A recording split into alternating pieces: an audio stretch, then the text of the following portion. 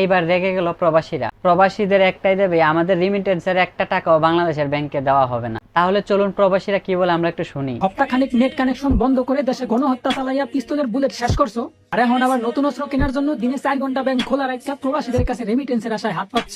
তো প্রবাসীদের পক্ষ থেকে একটা কথা বলি, শুনে রাখো, তোমরা দিনে 4 ঘন্টা না, যদি মাসে 30 দিনও ব্যাংক খুললা দরজার সামনে বাটি নিয়ে বসে থাকো, রেমিটেন্স কিন্তু পাঠাইতাছি না আমরা। তাতে প্রবাসীদের কোন বা ফালাইও তোমরা। মুক্তিযোদ্ধার পরিবারের ইনকামের টাকা দিয়ে আপনি দেশ চালাইতে পারেন, আর খুব ভালো হইব যদি প্রবাসীদের কাছ থেকে রেমিটেন্সের আশা না করতে পারেন। আপনারা একটা বিষয় চিন্তা করে দেখেন, মাত্র এই 10-12 দিনের মধ্যে প্রবাসীরা রিমিটেন্সের টাকা বাংলাদেশে পাঠাতে পারছে না। সেজন্য বাংলাদেশের কি পরিস্থিতি। আর এইরকম যদি মাস 2 মাস চলে তাহলে বাংলাদেশের কি অবস্থা হবে তা আপনারাই বলেন। সত্যি প্রবাসী ভাইদের তুলনা হয় না। প্রবাসী ভাইরা আবারও প্রমাণ করে দিল যে বাংলাদেশের বাহির থেকেও জনগণের পাশে দাঁড়ানো যায়। প্রবাসী ভাইদের প্রতি আমার একটাই অনুরোধ, আপনাদের রেমিটেন্সের একটা টাকাও বাংলাদেশে পাঠাবেন না যতক্ষণ না পর্যন্ত বাংলাদেশের ছাত্রছাত্রীদের বিজয় হয়। সত্যিই বলছি, প্রবাসী ভাইদের তুলনা হয় না। প্রবাসী ভাইরা দূর থেকেও বাংলাদেশের জনগণের পাশে এসে দাঁড়িয়েছে।